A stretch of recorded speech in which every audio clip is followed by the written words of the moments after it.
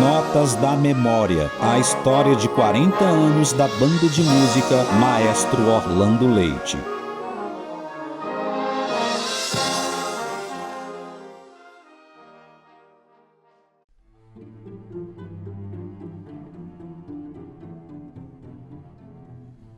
Orlando Vieira Leite, nascido em Russas, Ceará, destacou-se como educador visionário e transformador da educação musical. Formado em Fortaleza, foi diretor de espaços importantes como o Conservatório de Música Alberto Nepomuceno e fundador do coral da Universidade Federal do Ceará, contribuindo diretamente para a formação de gerações de músicos e professores. Atuando também na Universidade de Brasília, solidificou sua influência no cenário musical brasileiro. A Banda de Música de Russas leva seu nome como uma justa homenagem a esse pioneiro cuja dedicação e legado moldaram a cultura musical e continuam a inspirar novas gerações. Este documentário, que celebra os 40 anos da Banda de Música de Russas, presta sua homenagem ao homem cujo nome e espírito guiam essa instituição.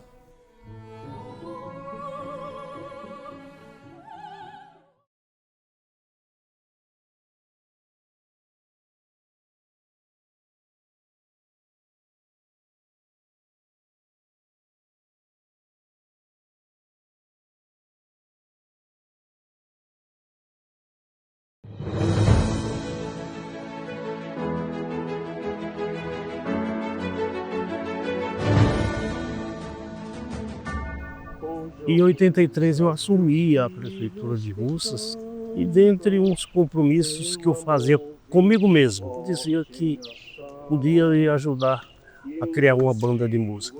Mas como criar uma banda de música? Se eu não era músico, eu apenas era um amante da música. Aí fui me socorrer lá na cidade de Moinhos do Norte, onde lá residia o maestro Raimundo Alves Bezerra. Quando os outros dias eu soube que ele era maestro bom e estava em Limoeiro, foi bater na casa de Limoeiro. Chego lá, eu vi só convidar o senhor para ser maestro de Russas. E muitas referências e muita visão do que a gente viu no trabalho dele é que realmente me encorajaram para eu sair daqui lá para a Cidade Alta, sem conhecer nem bem lá onde ele morava. Aí mostrei lá o intento. Ele disse: mas rapaz, eu estou aqui em Limoeiro, você quer me levar para Russas? Eu disse: bem, estou colocando nas suas mãos aí. E ele começou a pensar, repensar, e um dia disse: eu vou atender o seu convite, doutor. Eu vou passar uns dias lá para ver o que tem por lá em termos de música. Houve a abertura, né, as inscrições para a banda de música num período mais ou menos de outubro de 1983. Lembro que a primeira intervenção que a gente houve com essas crianças foi exatamente na capela do Colégio Estadual Governador Cláudio Marcílio. Então, no dia 19 de dezembro de 1983, por volta das 13 horas da tarde, iniciavam-se os testes. Acredito que nesse dia tinha algo em torno de 200 meninos, 200 crianças para fazerem o teste. Dessas 200, no teste que o tenente fazia, um teste de aptidão, ficaram algo em torno de 80. E ali iniciamos, mais ou menos em março de 1984, o tenente começou a trazer alguns instrumentos de Limoeiro do Norte para Orlando Leite começar a fazer, a criançada do Orlando Leite começar a testar os instrumentos, mesmo ainda sem ter perspectiva de quando chegariam os nossos instrumentos. Começamos a ensaiar algumas escalas e já tentar tocar o hino de Russas. Bem, no dia 6 de agosto, dia de emancipação da nossa querida cidade de Russas, a banda tocou pela primeira vez, né? Nesse dia, a banda de Limoeiro chegou a tocar os eventos, Alvorada, todos os eventos do dia da emancipação, e à noite a gente se postou no lado da igreja matriz Nossa Senhora do Rosário, né? Ainda sem farda, todos a paisano, os pais todos ali para poder prestigiar os filhos que iriam fazer parte da banda, que estavam ali, e fizemos nossa primeira apresentação. Um orgulho imenso. Ali a gente tinha tocado, acho que a maior das sinfonias. E cada instrumentista, para o público, tirou ali a escala de atônica de cada instrumento, e depois daquilo tocamos um hino de Russas, né? E foi muita emoção, muito aplauso, porque naquele momento ali mostrava-se que a banda de Russas era um grupo que ia ter muita força, porque não se tinha instrumento, né? A gente teve pouca intimidade com o instrumento, mas mesmo assim conseguimos executar a representação maior de qualquer município, que é o seu hino. A gente, para formar essa banda, naquele tempo não tinha dinheiro de recurso federal, não tinha recurso estadual, não tinha nada. Então, era a prefeitura que tinha que se virar. Fiz alguns esforços e consegui, com recursos próprios da prefeitura, comprar todos os instrumentos iniciais de uma vez só.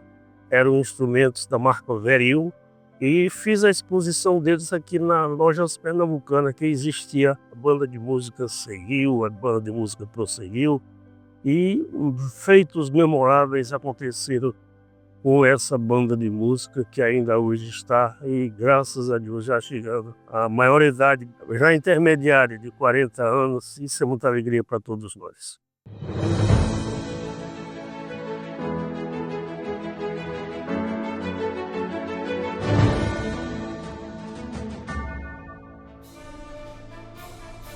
E a primeira cena que a gente tem é essa que eu chego aqui pelos que eu chamo de Combogó, tá a banda ensaiando e tudo, e a gente vem pro teste teórico, tava o Tenente Bezerra aqui ensaiando a banda, e a gente esperava um momento para que a gente pudesse fazer a parte que ele chamava de teste, né? Que era algumas notas, eles proferiam nos tons, e aí a gente tinha que tentar chegar na tonalidade dele, e ele, na expertise dele, dizer se a gente estava aprovado ou não, e aí aprovado, no dia seguinte começavam as aulas. Ele não ficava com pessoas assim, fazendo hora na banda, não. Não deu para ser músico, ele.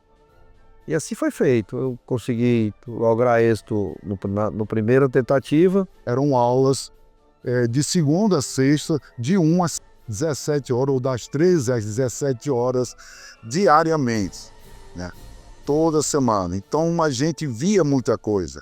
Era o tenente passando lição por lição. Aquela programação do tenente, que era 6 meses de aula teórica, todo aquele movimento para depois a gente pegar o instrumento, né?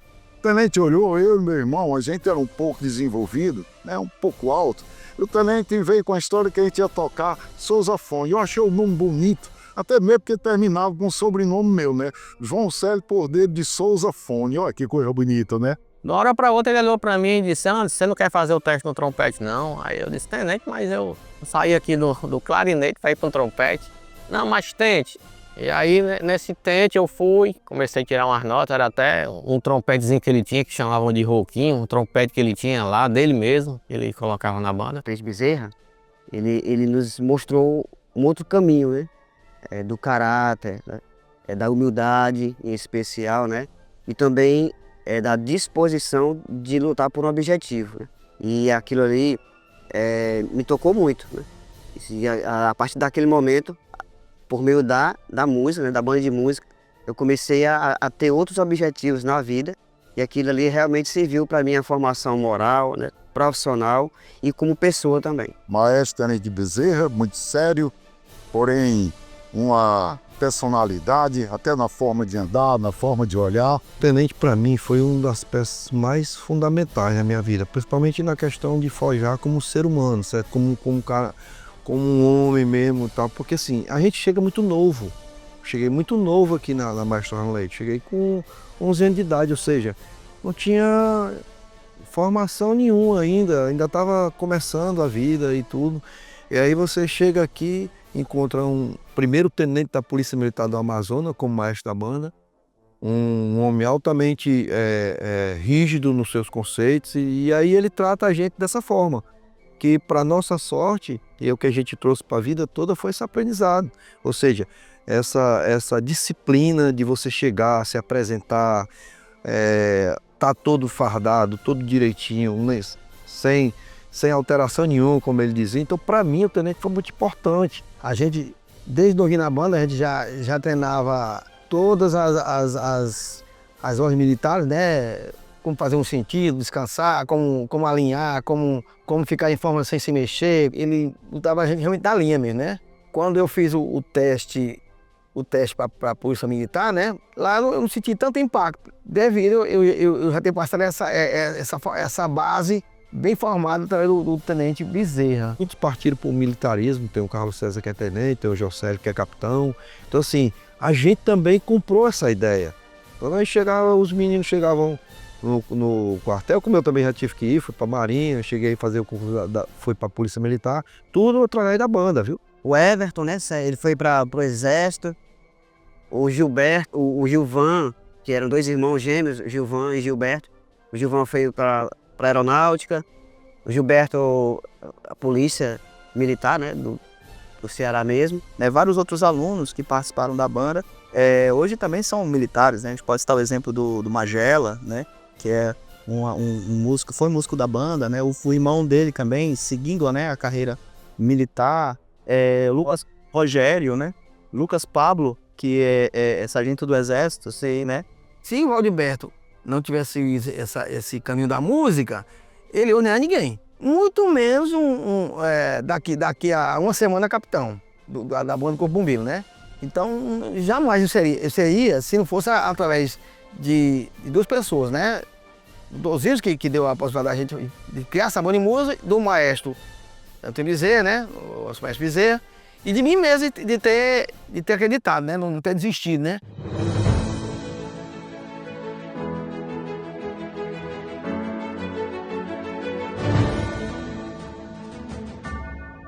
Se eu não me engano, não me falha a memória, nós só tínhamos 3 bandas, que era de Morada Nova, a de Limoeiro já tinha se encerrado, não existia mais, que o Tenente Bezerra, quando saiu de Limoeiro, passou um tempo, mas depois acabou, e ainda tinha de Aracati, certo? Então eram as bandas de referência que tinha aqui. E nenhuma dessas outras cidades tinha mais banda, tanto que depois a gente foi criando, mas a gente foi criando células aí, como Palhando, como Itaiçaba, e voltou até a Limoeiro depois. O Tenente Bezerra era muito ousado, né? Eu já cheguei a tocar na época da banda de música, a gente só com 12 músicos. Na época a gente fazia o que era passado pra gente e resolvia. Então assim, foi uma geração muito boa. Tocamos vários cantos em Fortaleza, na Escola Técnica, vários encontros em Fortaleza. Então assim, quando a gente chegava com a banda, as pessoas ficavam olhando, rapaz, 12, 15 músicos, será que vai dar certo? Mas o maestro era assim, era ousado, confiava e graças a Deus dava tudo certo no final, sabe? A nossa época foi uma época muito forte, a gente criou muito nome no estado e uma das passagens que eu me lembro muito bem foi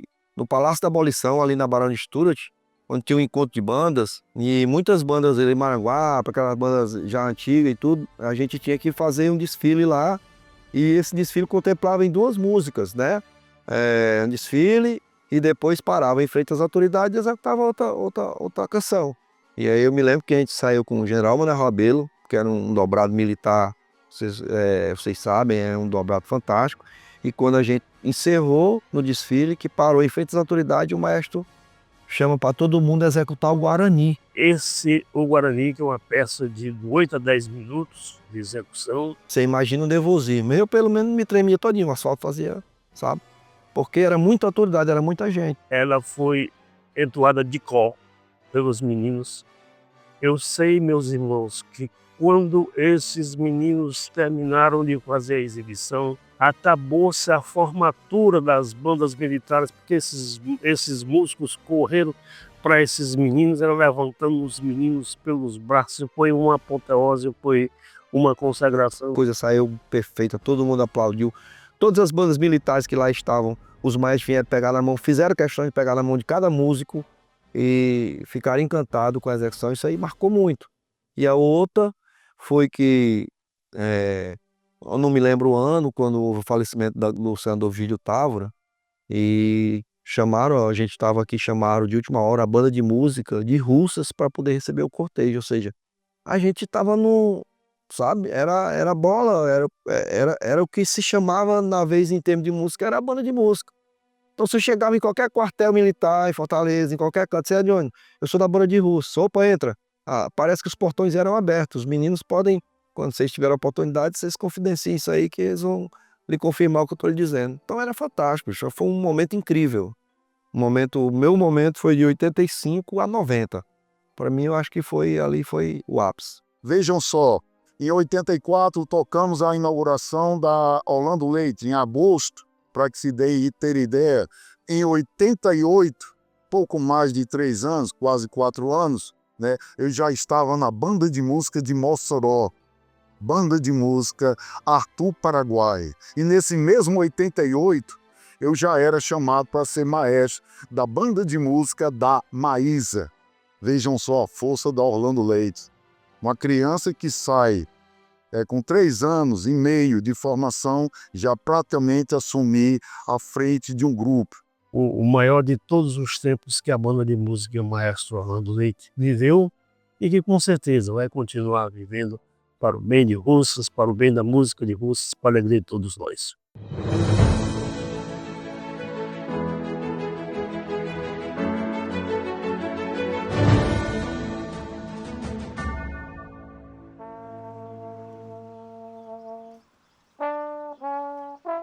A banda de música, quando ela começou, ela tinha um sistema militar, fardamento militar, postura militar, e funcionou anos e anos.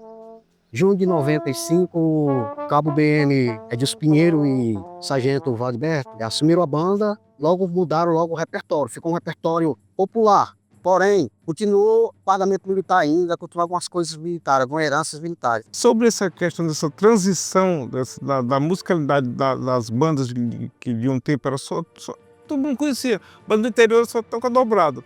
Esse último curso que eu fiz agora na polícia, de regência, o maestro do bombeiro estava também, o maestro Walter Célio, que também foi um grande também incentivador para mim na parte da regência também. E na história das bandas de música, não tenho o que falar. A banda do bombeiro, as bandas militares também via muito isso, só isso. E a banda do bombeiro, de certa forma, e que com eles, que eles vieram do Pia Marta, trouxeram essa outra mentalidade de colocar músicas americanas, não tocar só coisa militar, que é importante também, a gente sabe disso. Mas eles não fizeram aquela mudança, colocaram a bateria, que a banda militar também não existia, quando se juntavam geralmente na símbolo da pátria, sempre dobradas essas coisas, e o bombeiro levava a bateria, todo mundo ficava naquela, vixe, Maria, o que é que... Mas o pessoal gostava, e é isso. Infelizmente a gente vai evoluindo, as coisas vão evoluindo, eu tenho consciência que a gente deu uma virada para cá no Vale mesmo, mano, também hoje em dia no Vale também, o Jacinto também de Morador também leva muita música de fora também com isso. Que Valdberto e Pinheiro, quando chegou na banda, tinha outras teorias, outros arranjos, então foi outra dinâmica a banda de música, ela deu uma pedalada, ela ficou no patamar acima do que era. É porque houve-se uma necessidade de mudar o repertório. Aí quando eu assumi a banda, junto com o Pinheiro, a gente vê os exemplos de outras bandas, como a banda da Polícia Militar, a banda nova, tocando outras coisas, música popular, músicas internacionais, até o forró mesmo, músicas regionais. Então a gente teve que se adaptar, mudar a roupagem da banda. No mesmo tempo, eles colocavam a teoria e já ia com a prática, que era o instrumento, que era justamente para ganhar mais tempo. Que eu acho também que foi uma modificação importante para a banda de música. Em 2005, veio o nosso primeiro maestro formado em música mesmo, que foi João Célio. A Orlando Leite, eu saí com 3 anos e meio do grupo, né? E conquistei alguns espaços. E eu achava injusto a Orlando Leite ter músicos com os seus 10, 15, né, músico talvez até com 20 anos dentro da corporação, ainda sem um pouco de perspectiva fora daquele grupo, fora daquele mundo, onde a mesma tinha me dado o direito de ampliar meu conhecimento, de ver outros horizontes. Então, foi a minha preocupação maior. Vejam só, quando eu assumi o grupo, praticamente com alguma graduação, conhecia-se só o Nilo, Dr. Liduíno, mas não fez parte da banda de música. Eu estava com a licenciatura, era formado, acredito, em licenciatura plena em música, e só. E eu achava super injusto. Nós precisávamos direcionar nossas crianças. E essa foi a minha metodologia, esse é o meu trabalho. E trouxe uma visão de futuro no que diz respeito à música. Tanto é que hoje nós temos aí muitos músicos já formados, né? Com licenciatura, com mestrados, partindo para doutorado, a partir da ideia que João Célio trouxe para a banda de música. Aí já cheguei para ele e alguns companheiros, vejam só, eu perguntei, vocês não se interessam não em fazerem faculdade de música, fazer uma graduação em música, não é de interesse de vocês? Não, mas quero não. Ou seja, aquele pensamento ainda um pouco retrógrado, aquela coisa de dizer, não, eu quero estar só na banda, mas não tenho interesse em formação. Eu disse, você pensa em formar em quê? Pensa em estudar o quê? E ele disse, mas se não me falha a memória, ele vai confirmar, parece que era história. Aí foi que eu disse, mas homem é perca de tempo, não é possível, você, Marlon foi um outro, né? Eu disse, vocês já há tanto tempo na banda, pensando em uma outra situação, vocês gostam de música? Gosto. Vocês se sentem bem quando estão tocando? Sinto. Então o curso de vocês é música. E o Hernani se esforçou e conseguiu entrar no curso de música. Apesar das dificuldades, quando eu vi o Hernani nos corredores da UEL, queria que você visse o brilho dos olhos de pobre, pá. Era uma alegria. Aí eu digo, ele parecia aquele gatinho de botas. Era a coisa mais feliz do mundo. Não só ele, Marlon, Carlos Henrique, o senhor Jurenberg e tantos outros. Isso contribuiu e muito. Confesso que quando saí da Orlando Leite, por volta de 2009, quando eu vi alguns camaradas já seguindo os passos, Hernani, nesse período, já havia sido graduado e já começava a meter o pé na sua pós-graduação, já no seu mestrado, eu senti um alívio. O sucessor dele, João Leberco Ferreira, continuou o trabalho até 2012.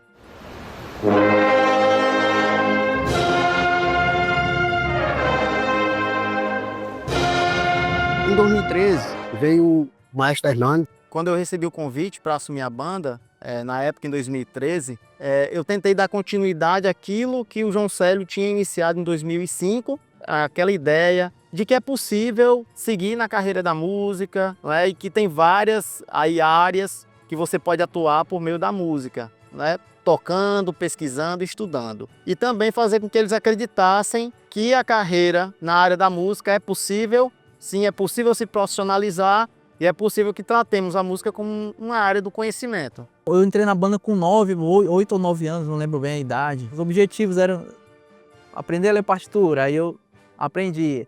Era decorar umas músicas, eu lá aprendi.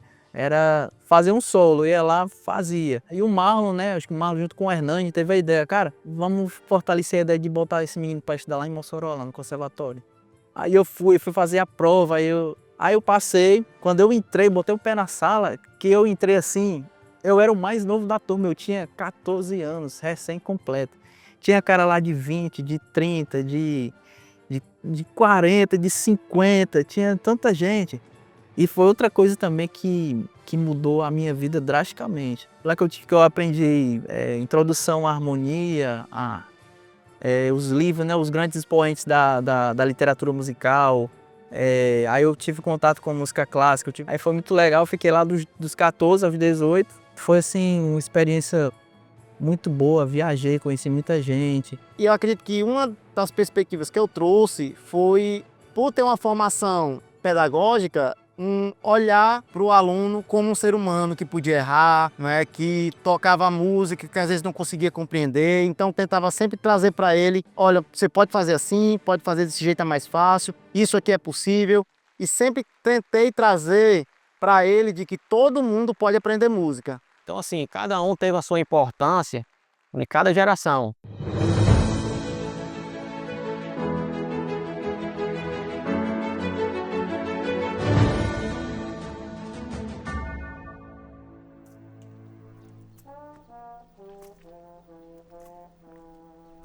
Bom, desde pequeno eu tinha essa fama de ser um pouco estranho, né? De não ter amizades, né? De não gostar tanto dessas rotinas de criança, né? De querer brincar, eu sempre ficava mais próximo da minha mãe. Com o tempo eu percebi que poderia sim ter algo, né? Diferente. E depois de adulto, né? De ter 2 filhos diagnosticados com transtorno do espectro autista, o médico do mais novo, do Arthur, ele fez uma investigação e falou, Kennedy, não é normal 2 filhos, né, meninos autistas, né? Então, assim, tem algum histórico na sua família? E aí, nessa investigação, eu fui diagnosticado com autismo nível 1 de suporte e com a comorbidade de TDAH. Eu me chamo Kennedy Nogueira da Costa, eu tenho 35 anos, sou natural de Russas, sou músico, compositor, arranjador, trabalho com música desde que me entendo por gente, mas o despertar para a música ocorreu aos 11 anos de idade. Numa escola, eu recebi o convite dos regentes, informando que iria ter uma seleção para alunos aprendizes, né? Acho que na época era 2001 para 2002, lá no Campo Federal, que hoje é a UFC. Eram 140 crianças na época. Por intermédio da banda e por essa família, né, que se tornou, que me acolheu, eu consegui superar, eu consegui ficar, digamos, mais sociável, né? E hoje, depois de tanto tempo, né, eu assumindo a banda de música, essa banda que me deu essa oportunidade de ser hoje quem eu sou e principalmente de não ser menos daquilo que eu sou. Tenho certeza, serei grato por toda a vida, porque eu não sei realmente onde que eu estaria, de que forma eu estaria, se não fosse o acolhimento, se não fosse os ensinamentos que a banda de música me deu. Não só musical, na forma musical, mas ensinamentos para a vida, né? E a banda, ela acabou trazendo, no caso da Clara Sofia, essa possibilidade de um convívio social mais aberto e sadio, né, com pessoas da sua idade, alguns até de uma idade um pouco mais avançada, tendo como centro a música. Mas depois que ela entrou na banda, eu percebi realmente essa grande evolução dela, mesmo assim como pessoa. A gente pôde perceber que, assim, ao longo do tempo, a gente foi percebendo essa mudança dela. Ela se tornou mais participativa, mais comunicativa, em questão das notas dela melhoraram bastante. E quando eu entrei na banda, eu era uma pessoa bem, assim, bem esquerda mesmo, eu não conversava muito com ninguém. Sempre fui muito de observar o que as pessoas falavam. E a banda, para mim, foi um meio sociável, em que eu me encontrei, em que eu consegui realmente conhecer pessoas, ter vínculo com outras pessoas e perceber que tem muita gente que a gente pode conhecer e que a gente pode virar amigos. E agora, com consciência de tudo que eu vivi na banda e tudo que a banda fez por mim, eu sinto como se tivesse uma missão, realmente, de trabalhar agora a banda de música dentro desse sentido, né, político-social, né, de inclusão de crianças. O Eliel é diabético tipo 1, foi diagnosticado desde 1 ano e 7 meses. Né? Hoje ele está com 11 anos. A oportunidade para ele veio a partir dos 8 anos para entrar na banda, né? Quando eu fiz a inscrição dele.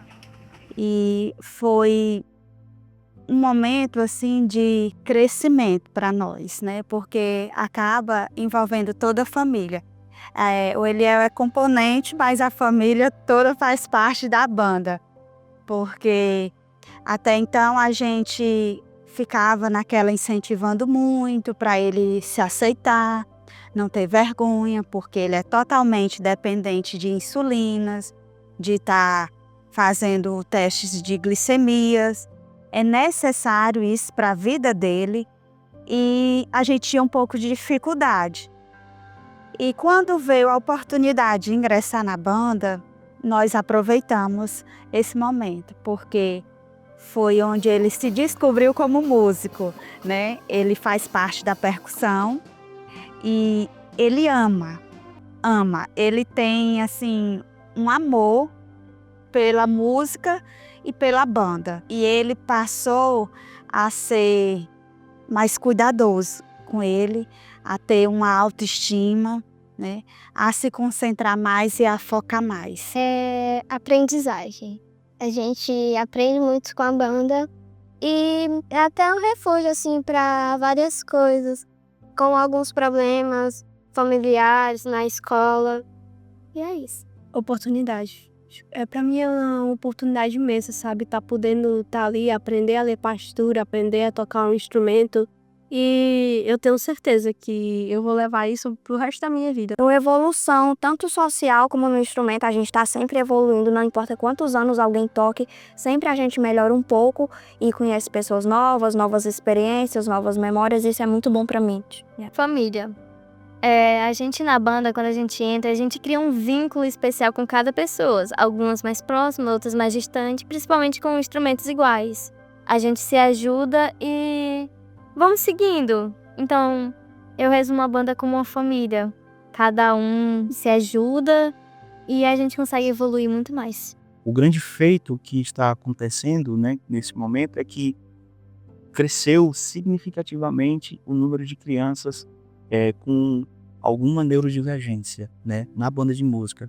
Hoje, a contar assim de cabeça, nós temos 8 crianças, sendo 2 TDAHs, né, e o restante é autista, né, nível 1 de suporte. Né? E a banda, ela está servindo sim como uma casa de acolhimento mesmo, né?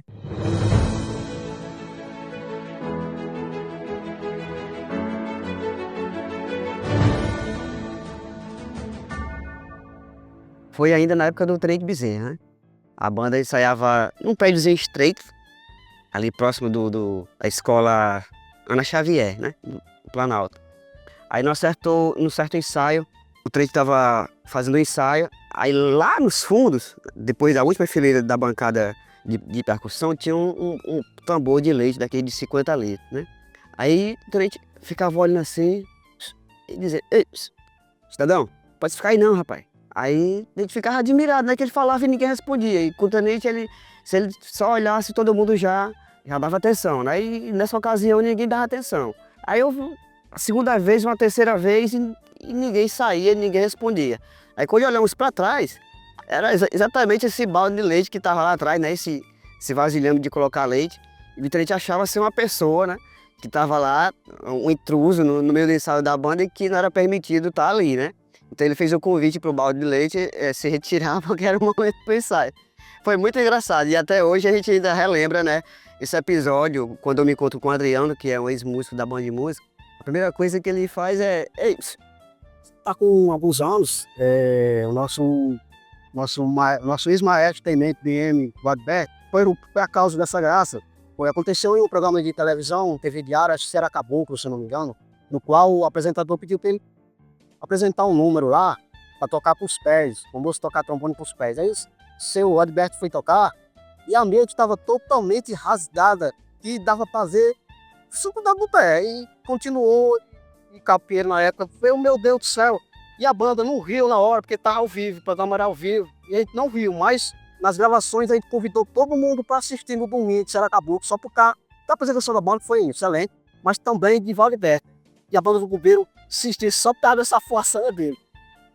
Na banda tinha uma história de umas palhetas, sabe? E assim, era bem regrada essa história das palhetas, né? E era uma palheta, tinha que durar 3 meses. E uma palheta dessa, se você for estudar, não dura um mês, né?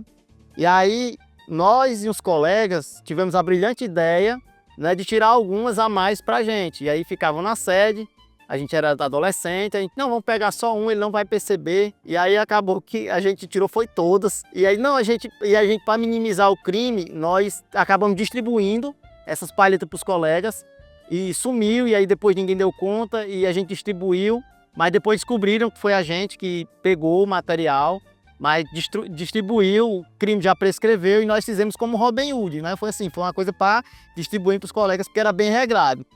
Interessante que e gerou para mim um aprendizado. Quando eu entrei na banda, gente, palheta de mês em mês, eu acho que eu tinha medo da turma pensar igual a gente pensava, né? Eu lembro aqui todos que fizeram crime, mas não vou citar aqui, mas não fui eu sozinho, né? E o cadeado era grande, o Pinheiro não percebia, dava para meter a mão, né? E aí a gente não precisou nem arrombar o cadeado, a gente só precisou, a gente tinha a chave da SEC, a chave às vezes ficava com a gente, mas deu uma polêmica muito grande, depois descobriram, acho que quem descobriu foi o Julenberg. Aí o Julenberg fez uma audiência, enfim, fez a audiência, aí um foi entregando o outro, aí chegou em mim, aí eu disse, não, Julenberg, não fui eu não. Aí disse, não, mas o fulano já disse que foi você. Eu digo, vixe, quem foi? Foi fulano. Disse, ele estava também, ele disse que ele não estava não. Então esse foi um fato super engraçado que aconteceu na banda. Acho que um dos primeiros 7 de setembro que eu desfilei eu era muito pequeno e o bombardino era muito grande. Então eu começava a marchar aqui e ele escorregando, aí eu tinha que levantar ele com a coxa, né? E atrás de mim vinha marchando o Hélio, tocava clarinete, muito cheio de presepada. Aí ele ficava chutando a minha perna, né? Perna aí abrindo. Era pequeno, todo mundo tirava sarro, aproveitava, né? Esse foi um fato curioso. Outro fato interessante, engraçado, foi um ensaio que os ensaios começavam às 19 horas. E aí a gente já tinha uma rotina, a gente que é quando criança, né? Tinha uma rotina, você fica cansado, dorme mais cedo. Aí eu me escorei na cadeira na frente e peguei no sono e o Boliquinha também pegou, né, Alexandre? Aí quando a gente cuidou, tava um silêncio, a gente acordou e todo mundo riu da nossa cara, porque a gente tava cansado e acordaram a gente assim, rindo, né, da maneira, é coisa de criança. Eu tinha um amigo que hoje ele não está mais entre nós, também Deus o tenha, que é o Zé Rocha.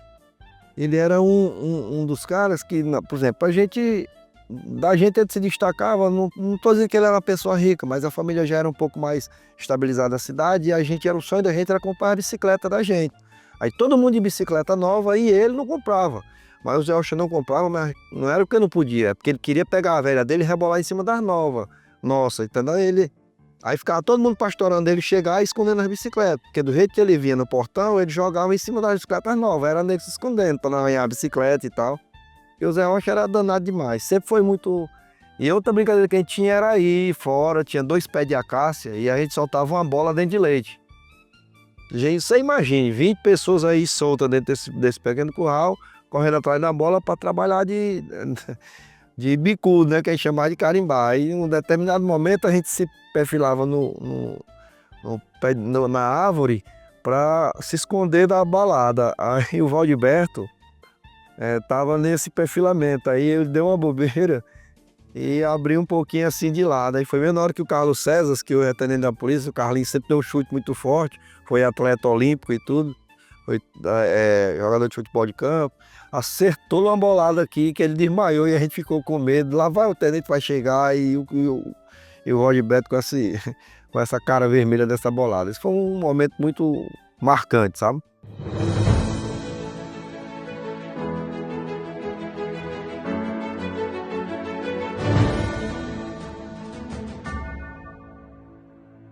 Meu nome é Rômulo Santiago Félix, né? Natural de Russas. O meu ingresso na banda foi interessante porque desde muito pequeno eu sempre gostei de música, sempre gostei de acompanhar a banda. Eu não me lembro se 4, 5 anos de idade, quando tinha os festejos da igreja, a minha mãe já avisava que ia ter festejo, eu levava um instrumento de brinquedo, né? Porque eu via, né, aquele corpo bandístico tocando e eu me infiltrava. E aí ela fazia questão de levar e eu ficava lá no meio dos meninos, né?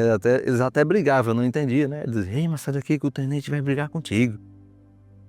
E a banda fazia as alvoradas, passava na frente lá de casa, eu sempre fui apaixonado. Efetivamente eu ingressei aos 10 anos, no ano de 1995, nós fizemos uma prova de 100 questões e era muito difícil, eu levei 3 dias para fazer a prova, né? Mas passei assim na rasteira, né? E depois de aprovado, o primeiro instrumento, coincidentemente, que eu comecei a estudar foi o trompete. Por um curto período, passei pela trompa, coral. Depois, fiquei do bombardino de fato. Terminados os meus estudos, né? Vim para Fortaleza para cursar engenharia civil, aguardando o resultado do vestibular de música. Quando foi em meados de abril de 2004, eu consegui entrar aqui na banda do Pia Marta como músico.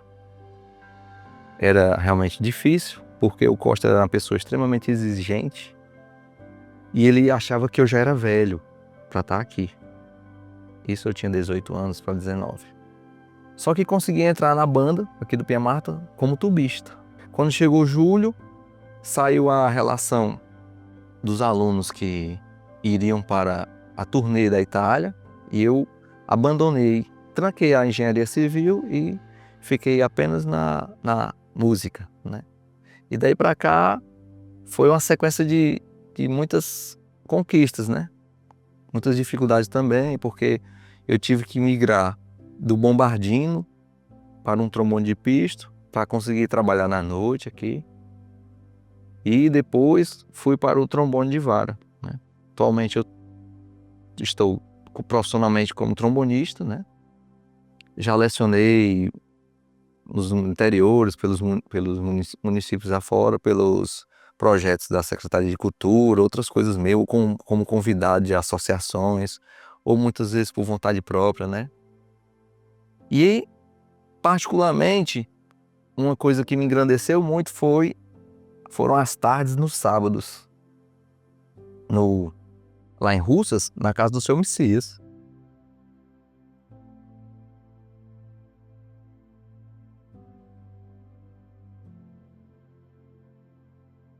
Eram tardes que a gente aprendia da maneira autodidata, né?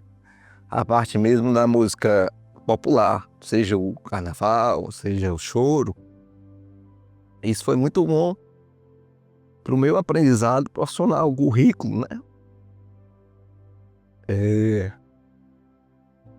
Então, a minha participação na noite, ela foi ficando cada vez mais frequente, mais evidente, as minhas participações. Então, fui conhecendo toda a cena de Fortaleza, eu fui ficando conhecido, né?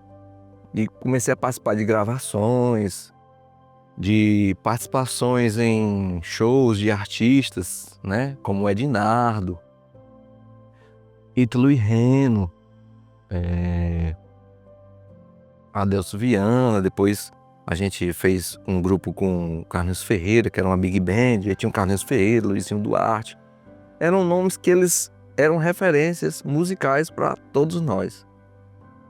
E essa minha passagem lá no Seu Messias deu essa referência de música popular, essa bagagem, né? Que isso foi engrandecedor para mim. O tempo foi passando, e em 2005 eu já estava como auxiliar do maestro e iniciante de formação dos alunos aqui, né? Estava como professor de iniciação musical. E por volta de 2011, 2012, eu já passei a ser o regente principal aqui da banda do Pia Marta, né? Então foi uma fase muito interessante, porque você substituir o Costolanda já era muito difícil, né? Porque a expectativa dos ex-integrantes era de como é que seria a banda, como é que ficaria, mas foi uma caminhada muito interessante, com aprendizado em cursos de regência e outras coisas que a gente vai aprendendo nas formações que a gente vai encontrando no meio do percurso da vida, né? Os festivais de música. Acreditar nos sonhos já é um primeiro passo para que você construa o seu futuro. Então, muitas vezes as pessoas desacreditam ou desistem fácil. Mas, por exemplo, com a música, eu pude ir à Europa, pude ir aos Estados Unidos, né? Tudo isso através da música. Na Itália, seja na França, na Noruega, Portugal. E tudo isso de maneira gratuita. E profissionalmente, fazendo aquilo que eu mais amo, né? Não foi uma viagem custeada do bolso, não foi uma coisa particular. Mas isso porque eu acreditei nos meus sonhos. E por insistir muito, eu consegui estabilizar profissionalmente para conquistar esse espaço. Então, uma pessoa que queira vencer um concurso, ingressar numa carreira militar, numa banda militar, fatalmente ele vai conseguir, da mesma maneira. Como a gente tem vários exemplos aqui na banda. Eles ingressam, eles fazem as provas, eles lutam e conseguem. Não da primeira ou da segunda, mas sempre eles vão conseguir.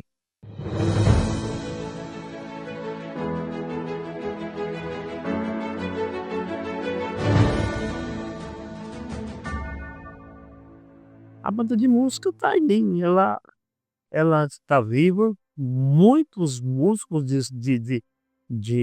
participando de de bandas militares por aí. Muitos hoje vivem da profissão da música. Isso é muito interessante porque, além de ter sido o entretenimento inicial, mas ela tornou-se uma escola de profissionalização.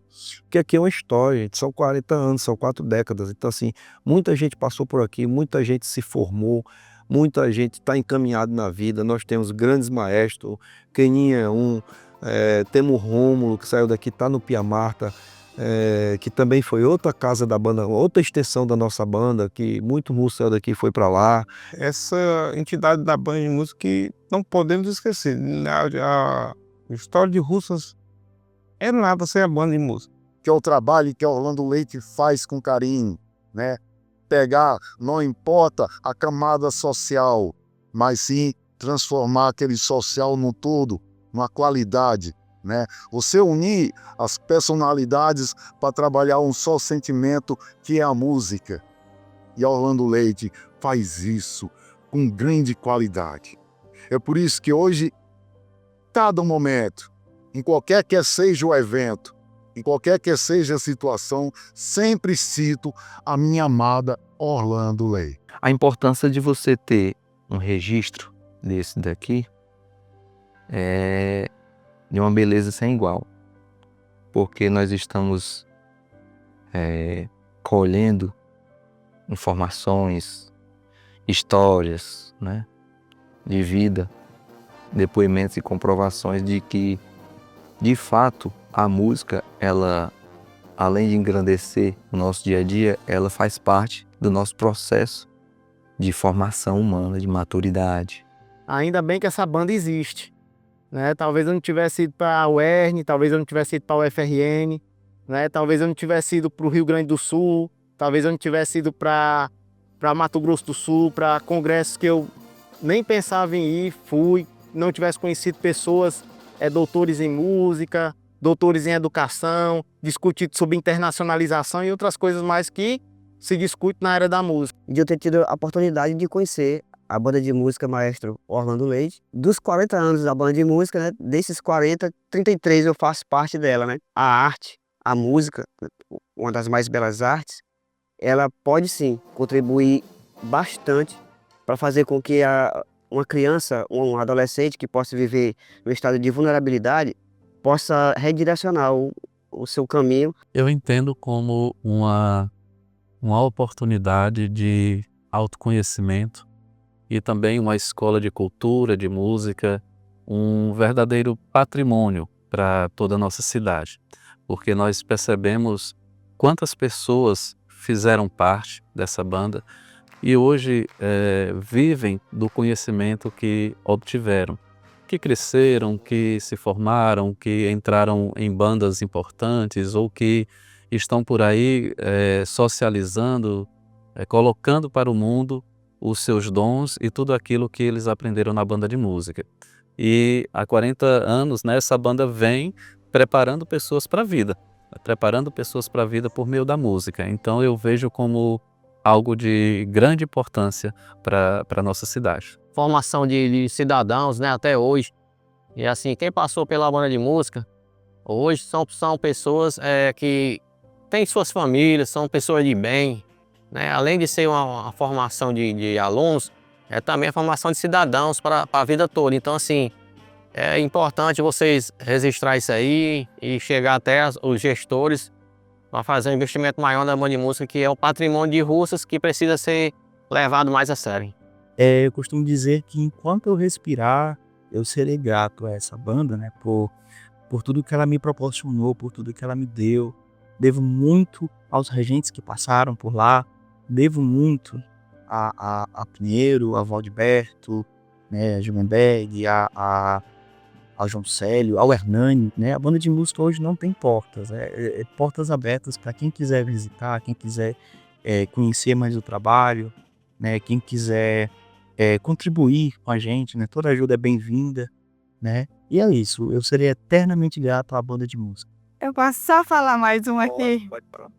É um sonho de toda mãe. Eu falo por mim. Aquela avenida ali, 7 de setembro, Avenida Dom Lino, eu ia para assistir o desfile das escolas, mas a emoção era quando a banda Maestro Arlane Leite Música passava. E hoje eu posso sentir assim essa emoção maior em ver o meu filho e eu poder assim vibrar, não só de alegria, mas de poder dizer assim, vitória, porque eu nunca imaginei de poder contemplar, vivenciar o meu filho assim uma vida normal e participando da banda. Nós que agradecemos. Obrigado, banda.